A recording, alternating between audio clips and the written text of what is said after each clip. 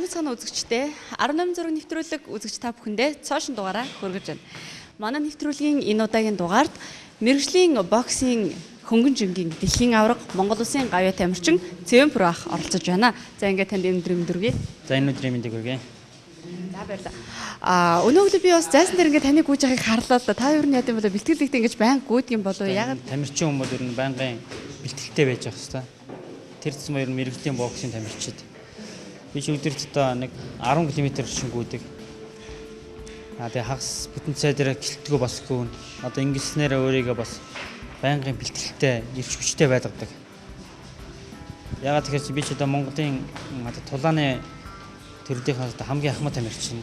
Өдөр 40 настай, хин одоо 41 хүрж байгаа юм байна. Манай нэвтрүүлгийн бол ерөнхий гол зорилго бол зургуудаа тайлбарлах. Тухайн хүний хувийн болон хамгийн амьдралын түүхэн үеүүдийн гэрэл зургуудыг үзэгчтэйгээ хамт аялуулгаа.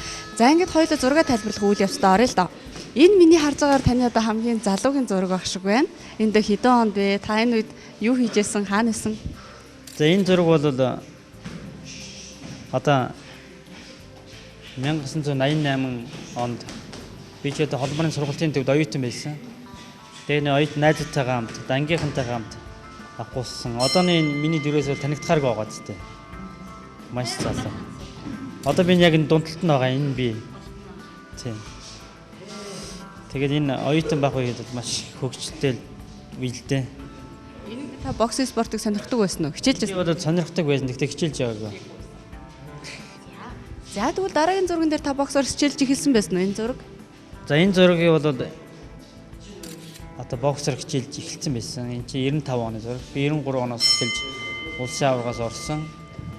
Яг өмнө нь бол тэмцээнд ордог байсан тий. Бэлтгэл хийхгүйгээр зодтолдох сонирхолтой байсан. Тэгээд энэ 95 онд Иркутскийн одоосын тэмцээнд орж исэн. Тэгээд энэ одоомоор унтсан.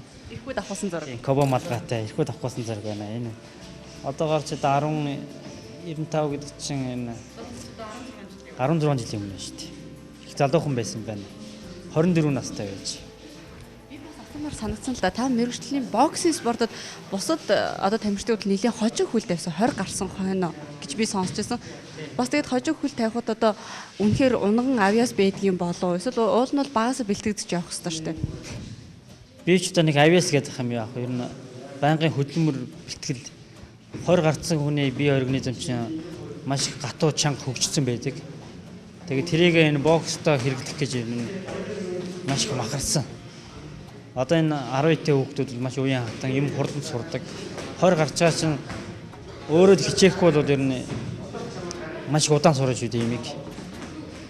Тэгээд өөрийгөө бол байнга дайчилж шахдаг. Тэгж л ажилласан да юм. За энэ бас нэлээд хуучны зураг шиг харагдаж байна. Хэдэн оны зураг бол 94 онд авахгүйсэн зураг. Энэ одоо Финляндийн олон улсын тэмцээнд явсан.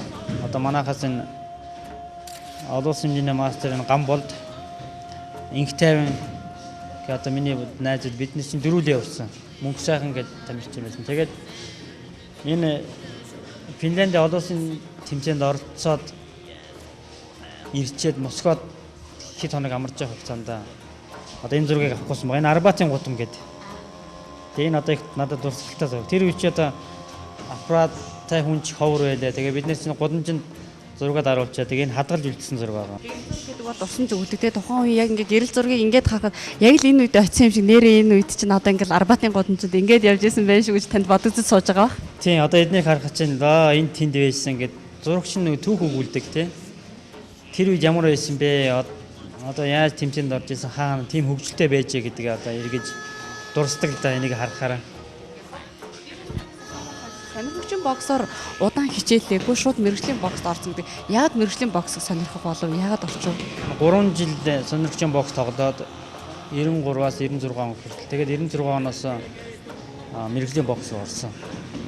Яагаад гэхээр одоо манай гавьяа тамирчин дэлхийн аварга 5-га битэр хамт бэлтгэл хийдэг байсан.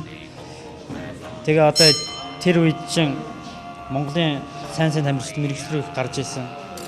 Тэгээ би болохоор одоо 5-гатай хамт бэлтгэл хийдэг, спарринг хийдэг, бэлтгэлийн хангадаг тий хамт гүйдэг.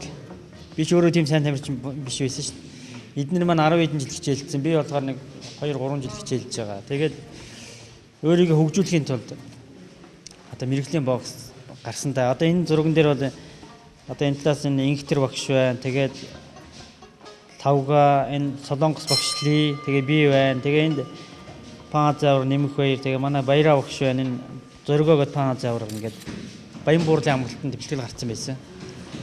Энэ үе чинь одоо бас л олон жилийн өмнө бас л залуучууд хамгийн хөгшин нэхэд л 28 таа байсан гэж. Ахмад нь. Ийм байдлаас харахад хавар уу эсвэл намар юм болов? Энэ яг хаврын үеэс таарсан. Тэгэл бүгд л бэлтгэлдээ гараад тэгэл тэнд чинь бүх хангамжтай байсан. Тэгээ солонгос чинь би 3 тулаан хийсэн аль бисаар. 3 тулаанаа гурвангийн хугацаанаас өмнө буулгаж авсан. За энэ дээр нэг зураг байна. Энэ 1997 оны миний солонгос хийсэн хамгийн сүүлчийн тулаан байна энэ. Бусаанд хийсэн тулаан. За Гавь Тамирчин тавга манай анхны дэлхийн аварга нөхцөлийн боксын. Тавга маань энэ дээдлэлт энэ солонгосын боксчинтай тоглосон, тулалдсан. За энэ хоёр Филиппин солонгос хоёр. Тэгээ би энэ солонгосын Тамирчин тухайн үед бас л их сайн байсан. Тэгээ би өөрөө битэл их сайн байсан, хүчтэй. Тэгээ нэг 9 дугаар үе дээр энэ Тамирчин одоо цааш нь үргэлжлэх чадваргүй буулгаж авсан. Маш хүн тулаан болсон. Би өөрөө хүртэл ямар тамиргүй тэгээ дурсахгүй хүн чинь тэгэл хүчтэй тогтолтоор буулгаж авч ирсэн. Тэгээ энэ тулаан маань одоо их мундаг тулаан болсон. 97 онд тавга яг энэ үед энэ чинь яг адилхан үе байна. Тэгээд солонгос бэлтгэл хийжсэн. Тэгээд тэнд бэлтгэл хийж байхдаа бас нэг хүмүүсийн нэг ачаа бараа захаа занаа хөргөж өгдөг. Тэгээ энэ хоёрыг ч бас хүмүүс нь гэр орных нь ингээд юм дайгаад тэгээд хөргөж өгсөн чинь 6 ахгүй л хийгээ. Тэгээд дараад нь 6 ахгүйсэн чи одоо энэ лавга маань энэ байна. Тэгээд энэ зоргоо тэгээ манай энэ одоо бокс цолгоо баяраа гэдэг. Одоо Кё клубын клубыг хариуцдаг. Тэгээд энэ бид одоо энэ залуу ажилтай энэ хөтөр салтаа зураг байгаамаа. Тэр бол яг одоо ардуур хоол байрлах Red Bulls клуб дотор ороод ирсэн байна. Таны өөрийн клуб бол засвартай байгаа гэсэн тийм. Одоо манай клубын төмөр замд бас ойрхон байрладаг. Одоо гоо засварын үйл ажиллагаа хийж байгаа. Тэгээд засвар дуусах болохоор одоо энэ цайна ууш гаяа ууш хоёрын клуб дээр итгэлээ хангаж байгаа. Яас асуумар санагдаж байна л да.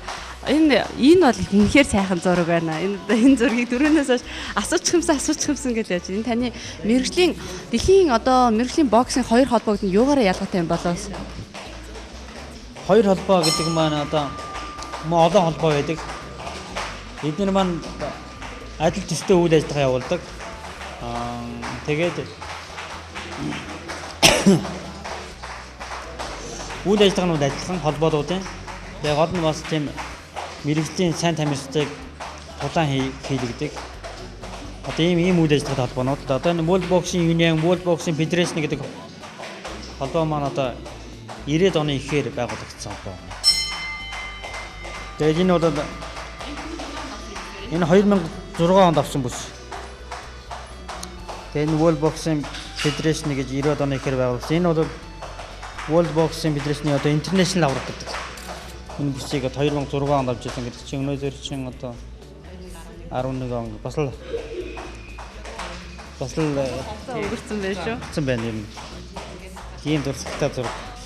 За энэ зураг маань одоо манай Гавь тасгалжуулагч миний багш Оюн бол тогшийн тусланд нь бид нэр хичээл байж байгаа. За одоо энэ ТV9-ийн залуучууд байна. Одоо эхнээс нь та бүхэн мэдж байгаа ах энэ.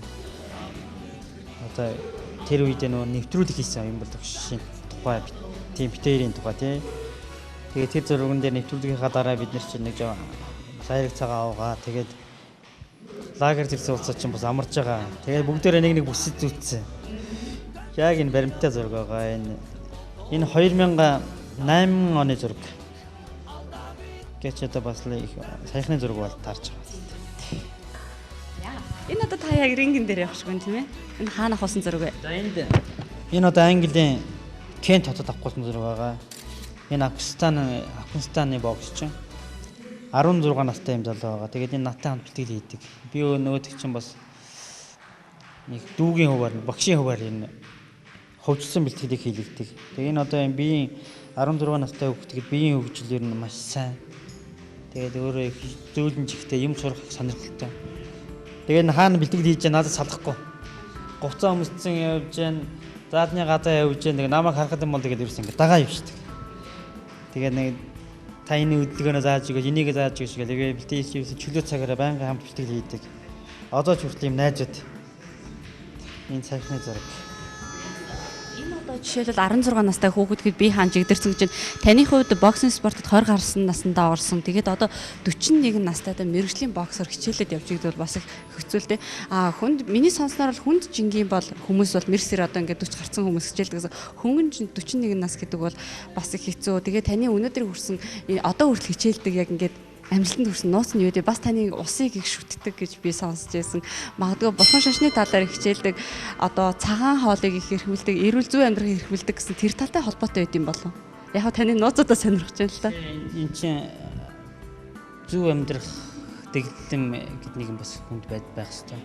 Өнөөдөр монголчууд чинь нэг таарлцсан хоолоо идэл амьдрах амьд байхын тулд үлдэсгүй тулд ходоод руугаа юу таарлснаа идэж байна. Тэгээ би ч одоо өөрөө яг нэг гэр бүлийнхаа хүнтэй хамт энэ одоо эрүүл зөв амьдрах тийм хүмүүст одоо нэг сургамж тийм зөвлөмж гаргасан байгаа. Тэр зөвлөмж маань одоо миний өөрөө амьдралын туршлага одоо манай гэр бүлийн битээр амьдралын туршлагаар гарч ирсэн юм бяцхан зөвлөмж байгаа. Энэ зөвлөмжийн дагуу одоо хүмүүст хүргийгээд Баянгор аймаг болон одоо зүү хараа хотуудаар сая явчаад ирсэн. Хүмүүстээ хүргээд тэгээд ингээ монголчуудынхаа амьд идж байгаа юуг харж байхад ер нь маш их буруу зүйл иддэг. Одоо жишээ нь өнөөдөр хятадын хими маш их элемент дагуулсан хортой бүтээгдэхүүнүүд манад маш ихээр идэж байна. Энэ одоо өвчин залуужих үндсэн суурийг тавьж өгöd байдаг. Тэгээд энэ залуу дүүнэртээ бас үлгэр болох ёстой гэдэг зарчмыг баримтдаг. Ягаад тэгэхээр энэ залуучууд чинь дөнгөж 27-8 хөрөнгөут нь хүрээ зодог тайлаад өөрсдийгөө хөвшөлтэйгээ бодчихдаг. Тэгээ одоо энэний эсрэг тим байхгүй шүү. Та нар 35 нас хүрсэн ч гэсэн та нар тэгээ над чиг байх хэрэгтэй шүү гэдгийг үзүүлэхийн тулд сүүлийн бүсийг 37 38-д авсан. Тий. Одоо энэ зурган дээр байгаа манай багш Уян бол багш дээр байна. Тэгээд энэ WBU холбооны бүсийг 38 настай авсан. Одоо хий настайгаа 38-д. Тэгээд тэр залуу тамирчин бол 24 настай нэг ялагдаагүй тамирчин байсан. Маш их залуу тэгээ намайг бассан. Тэгээд хүн басч болдгоо маа гэдгийг харуулсан. Тэгээд би хөгшин биш шүү гэдгээ бас баталсан. Тэгээд би чамаас хүчтэй юм байна гэдгийг бас баталсан. Тийм тэгээд дараад нь хэлсэн. Би чамаас хурцтай хүчтэй дурцахтай. Тэгээд чамаа би ялсан гэдгийг баталсан. Тэрнээс эднэрс намайг бараг одоо фэйсэндээ гарах байна гэж бассан учраас энэ нөхөр надад бүсээ алдсан. Тэгээд гимтэл авсан хаж гэдэг нь. Бид нар таны өрсөлдөгчд бол бараг таны хүүхэд шиг ч юм уу дүү шиг залуучууд байдаг. Дандаа одоо 20 дөнгөж гарч байгаа. Тэгэхээр чи надаас бүхэл бүтэн 16 15 6 дүү тий. Намгийн хөгшин чинь 27 8-тай ч юм уу тиймэрхүү цуцуд гардаг. Эмэгтэй хувьд бол тэд нар бол яг жигдэрсэн ууг нь бол тийм ээ. Тэгээд би бас асуумар санагдсан л да. Би таны ганц 27-ыг харж байгаад ингээд дандаа юм Монгол үндэсний хувцас өмсөд монголоор их бахархдаг их үндэсний үзэлтэй юм шиг санагдсан. Тэгээ монгол үжи их гоё угаасаа нэг оморхоо штэ их тийм бардам хараад бид нар ч гэсэн их баясдаг байхгүй ямар гоё юм бэ гэ. Таны Чингисийн Монгол гэж дуудагсан. Таны ер нь дивжээний нэр юу вэ? Тулааны. Миний тулааны нэр Монголын варэ буюу Монголын дайчин. Яагаад тэгэхээр энэ нэр нэг ирэнгэндээ гарахад монголчуудын тэр түүхийг баруун Европ дэлхийд одоо санагдуулдаг. Үнгэн малгайтай гараад энэ Хөөминий аян дээр Монгол аялгаунд гардаг. Тэрнээс би чинь би шүү гэдэг өнгөрөөд байгаа юм биш. Би гэж чэжид илдэж байгаа биш. Энд чинь Монгол гэдэг нэр явж байгаа. Энэ үнгэн малгайтай энэ жанжин малгайтай зураг. Одоо энэ миний хувцас чинь хүртэл юм мөрөн дээр одоо тийм погонтой тий. Тэгээд энэ цэрэг нэг бодлын цэрэг. Тэгээд Энэ хувцс маань одоо надад маш их сөрийг үзүүлдэг. Тэгээ мөн энэ дээрээ бас Энэ сэтгүүл дээр гарсан зураг ах шүү тий. Энэ хаана сэтгүүл дээр вэ? энэ Английн одоо дэлхийн боксын түүх нэг гардаг сэтгүүл байдیں۔ Одоо 7 хоног болгон гардаг энэ. Тэгээ энэ дээр гарсан ярилцлагатайгаа зураг. Тэгээ бас мөн энэ зураг байна. Энэний бас нэг зураг бол миний ганц имиж чи одоо энэ малгай. Нэг Монгол дайчин чинь нэг өвөл өнгөн малгайтайгаа л явдаг шиг л боддог юм шиг байна. Тэгээд энэ имиж намайг нөгөө Монголын дайчин одоо Цэвэнпүрүү гэж хүн мэдхгүй шүү дээ. Монголын варай буюу Чой гэл. Тэгээд одоо энэгээр баруун Европтод хүмүүс танигдсан. Тэгээ миний тоглолтыг одоо үзэх гэж ирдэг тий. Тэгээ цог зураг авах болдог. Эсвэл бол подволкн дээр Монголын дайчин гэж биччихээд өмсөө явж байгаа англи хүмүүс хүртэл тэмцэн дээр ирдэг. Тэгээд би панчин шүү танилцээ зураг авахгүй тэгээд энэ дээр миний зургийг бас хийцэн тий. Тэгээд ардтал дээр Монголын варайг бичгтэй явж идэг. Дэлхийн олон тэмцээнд ялангуяа мэрэгжлийн бокс гэдэг хүнд спортод олон улсад Монгол гэдэг нэрийг өргөөд Монгол дайчин, Монголын дайчин одоо Монгол хүн ийм байдаг шүү гэдэг мэдрүүлээд өнөөдөр явж байгаа бол танд бид одоо маш их баярлалаа. Үзэгчдийн хүмүүс манай үзэгчид ч гэсэн баярлалаа сууж байгаа. Тэгээ таныг Монгол Улсын гавь тэмээ хэрхэн хүнтэй цолыг авахад бол маш олон хүмүүс баярлж байсан, бахарч байсан.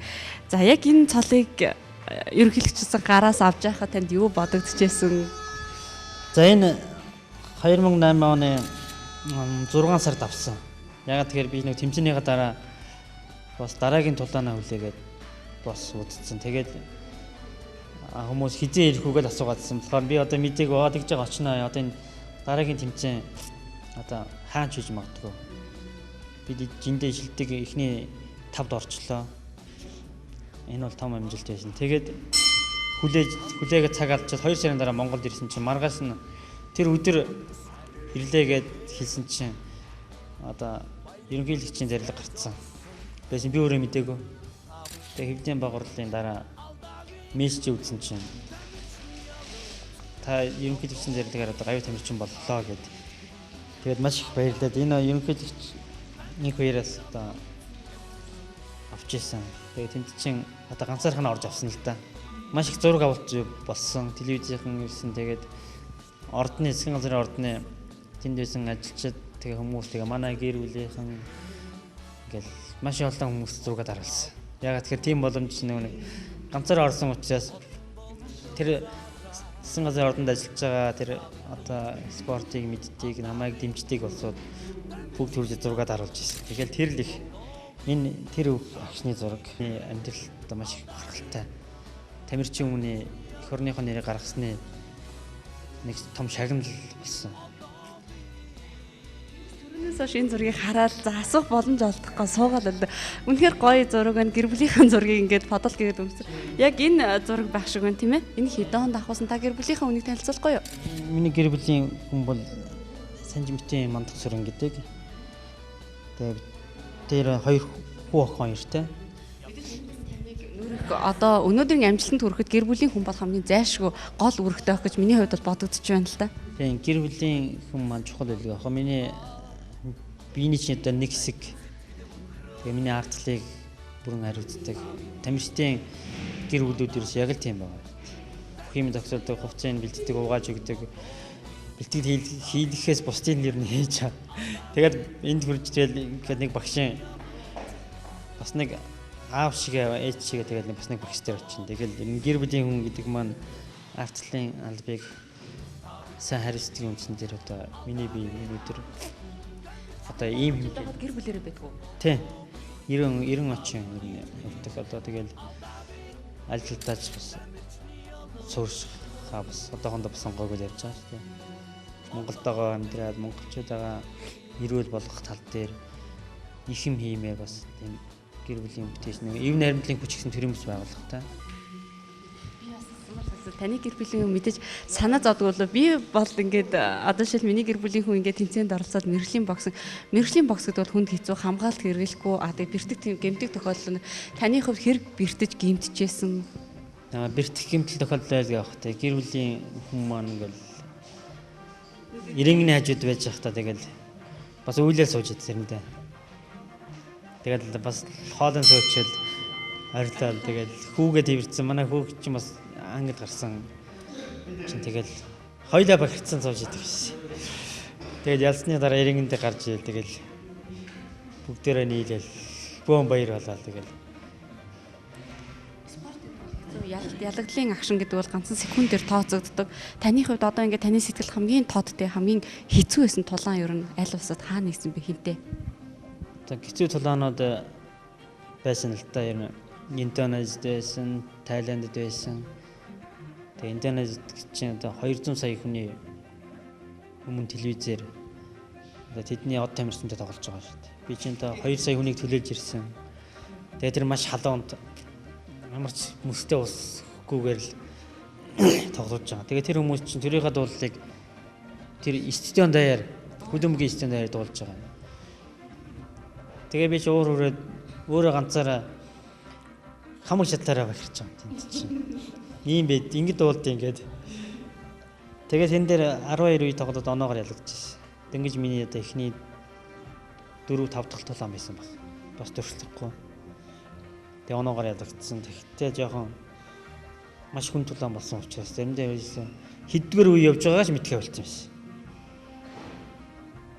юм шиг. Шүгэл дуусаа нэг сандал дээр суудаг жоохон сэгж байгаа л босоод үддэг. Тэгээс үлдээ нөгөө хэддгээр үеж мартчихсан. Нэг мэдсэн чинь 12 дуусч яана гэсэн. Тэгэл бараг л гайхсан. За эн чи би ч одоо энэ мэрэгжлийн бокс руу орсон чи ер нь юу руу орж байна юм бэ? Дуустдаг тулаан ирэнгэн дээр ингээд тодтолдох юм бол ер нь бүтэхгүй юм байна гэж бас тухайн үед бас тийм бодож ирсэн. Зураг маань одоо 2008 оны Бээжингийн Олимпийн 75 кг-ийн жингийн аварга болсон Их Британий тамирчин Джеймс Дигэл гэж байдаг. Одоо мэрэгжлийн боксд гарцсан 2008 оны 9 оны ихэр. Тэгээд энэ үедээ сая сүүл спарринг хийсэн. Энэ тамирчин маань одоо хөнгөн жингийн тамирчин шиг тийм хурдтай уян хатан. Тэгээд энэ үедээ нэг хитаарам спарринг хийгээд спаррингийн дараа тэгээд би зураг авах болчихсон. Тэгээд энэ их уян хатан тамирчин байлээ л дээр нэг маш мэдрэмжтэй надаас илүү хурд гаргаж яах гэхээр аргагүй олимпиа авах. Манай Бадарган шиг л бас тухайн үед мундажсэн. Тэгээ Бадарганыг асуусан чинь ёо тийм мэдлэг яа монголчуудыг мэдэн штэ гэдэг. Тэгээ бид тэр чих найз болсон юм хамт бэлтгэл хийдэг. Энэ Джеймс Дигэл гэдэг нь алдартай л да. Халуйлаг нутаг чинь их гоё дуу да. Би чинь нэг дуу биш нилээ хэдэн дуу сонирхдаг болохоор тэр дууын дуу ихгүй тэгэл Зохны Батцхийн дууд байна тий. Би ч өөрөө их уянгийн тийм дуунууд сонирх дуртай. Страдийн дуун дургу тэгээд энэ 70 80 оны үеийн дуу тий маш гоё аялгуутай. Тэр талын хүнэл дээр нь хуучнаа. Сарны туянд цэцэг урагана салхины сэвшэнд үлгэрээ урасна. Саруулахаар нүдийг чинь санана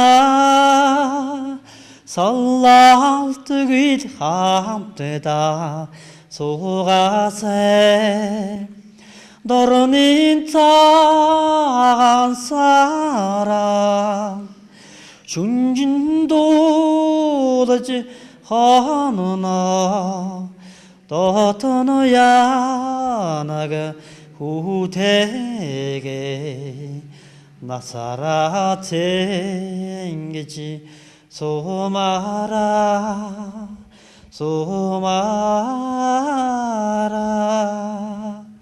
За баярлалаа. Баярлалаа. Үнэхээр сайхан дуулж штэ дуунд дуртай гэдээсэн чи үнэхээр 빵빵 독신 도팅 옷네 통덕 발라다른다 다승 허이리 세트리 투운타야 주르디히 왜 빰빰빰빰 гэдөөсаа 와автем ой Түрүүнээс хойш энэ зургийг тайлбарлуулчмаар санагдаад байлаа. Үнэхээр гоё зураг нь дэлхийн аваргын зураг уу? За энэ миний дэлхийн аваргын зураг энэ World Boxing Federation холбооны аваргын бүсийг одоо авж явах яг агшны зураг. Тэгээд энэ зурагч нь одоо энэ зургийг өгсөн тийм нэлээд олон зураг. Тэгсэн дараад нь eBay сайтн дээр нэг зураг энэ 10 паундаар тавигдсан байсан байхгүй юу. Одоо $20. Тэгээд би энэ тэр сайт руу ороод хайсан чинь олж авч чадаагүй. Тэгээд би ямар хүн тавьсан мэднэ. Гэтэ надад энэ зурагнаас 100 ширхэг өгчихсэн байхгүй юу. Тэгээд дараад нь тэр зураг интернетээр тавигдсан байсан. Тэгээд Google-ээс хайсан чинь гаруй хэсэгтэй зураг нь 10 паундаар тавигдсан гэдэг. Тэгээд өөр гаруй хэсэг зурцсан. Тэгээд 10 паундны зураг байсан. Энэ их дурсгалтай зураг гэдэг надад. Хэдэн оны зураг вэ? Энэ 2006 оны зураг. Тэгээд ийм хараар авахулсан. Өөрөө цаа ингэж авч гисэн зурагтай. Өөрөө яг л зогсчоо зургаас дараатыг гэсэн. Тэгээд надад 100 ширхгийг өгөөл өөрөө дараад нь интернетээр энэ зураг зарагдчихсан. За ингээд манай нэвтрүүлэг ерөнхийдөө өндөрлөж байна. Тэгээд өмнө нь та телевизийн олон ингээд ярилцлага сурвалжлалд орж л байсан бах. Яг энэ удаагийн одоо манай 18 зураг нэвтрүүлэг юугаараа онцлогтой байна? Танд ер нь ямар шиг санагдсан бэ? Маш их сэтгэл төрүүлээ. Яагаад тэгэхээр миний энэ зураг болгоны түүхийг ингээ харуулахар чинь одоо маш их сайхан санагдаж байна. Тэ миний дуртгалыг одоо сэргээгээд. Тийм одоо жишээ нь би энэ 17-той энэ оюутан байсан зураг гэдэг ихэр чинь намайг тэр үе рүү айчаад тэгэнгүүтээ гаргаад өөр үе рүү айчаад тийм ээ яг энэ болгон чинь нэг юм хүмүүсийн тэр сэтгэлийн тэр нэмтэн тэр одоо дуртгал болон маш игзэгтэй тэр үе бахалтай баяр баясгалтай тэр маш гоё үеийг надад эргээд авчирч байна. Энэ зураг гэж нь одоо ирэхгүй чигд байсан зураг гэхэд миний яг тэр үе санаанд орж байгаа байхгүй юу. Нэг одоо морин дээр очил нэг одоо морь үзээгүй байсан. Ямар сони юм бэ гэдэг нөгөө морин дээр нь очиод одоо зураг авахгүйсэн чинь Англид очсон чинь одоо байтгаа бүр юм жоохон морь байгаа. Панин. Тийм бүр тэрнээс жоохон юм өвдгөр татсан морь байгаа. Бүр гайхаж байгаа юм чинь. Юу вэ чи да морь юу гэдэг чи. Тэгэл тийм цан үйл явдлуудыг эргээд надад маш их санагдуулж байна. Тэгээ танай нэвтрүүлгийг үнэхээр гоё нэвтрүүлэг юм аа. Та бүхэндээ тэгээ танай нэвтрүүлгийг үзэгчтэй ад жаргал эрүүл энэ хорвогийн хамгийн сайн сайхан бүхнийг хүсээрээ. Баярлалаа. Тэгэлгүй яах вэ? Яг ингээд таны хэлсэн бүх үгийг манаас үзэгчд хэлдэг л дээ үнэхээр гоё юм. Одоо тухайн хүний зөвхөн хувийн гэрэл альбомыг тийм ээ. Гэрэл зургийн альбом тухайн хүн юм уу хамаатан сад найз нөхд нь үздэг байсан бид нэр үзэж байна. Ямар гоё юм бэ? Яг энэ бүх агшнуудаар эргээд ажиллаа. Үнэхээр сайхан байна. Ингээд олон түмэнд үзэгчтэй бүгдийг хүргэхээр чинь энэ бол тэр хүн зөвхөн гэртээ хадгалаад суухгүй шүү дээ. Хүмүүст өөрийнхөө тухай танилцуулаад гинэ гэдэг чинь маш их сайхан нэвтрүүлгээ. За баярлалаа. Тэгээ танд бас амжилт хүсье. Танаа гэвэл хамгийн сайхан бүгдийг хүсье. Хүсэл мөрөөдлөг биелүүлсэн олон монголчуудыгаа эрүүлж үсэн, эрүүл хүчрхэг олон монголчууд болох болтугай гэж бас нэвтрүүлгийнхаа зөвөөс хэлье. За ингээд үзэгчтэй манай 18 зураг нэвтрүүлэг энэхрээд өндөрлөж байна. Манай энэ удаагийн нэвтрүүлэгт мэргэжлийн боксинг хөнгөнжингийн дэлхийн аварга Монгол улсын гавьяа тамирчин Цэвэн Пүрүү оролцлоо. Ингээд дараагийн нэвтрүүлгээр эргээд уулзъя. Баяртай үзэгчтэй.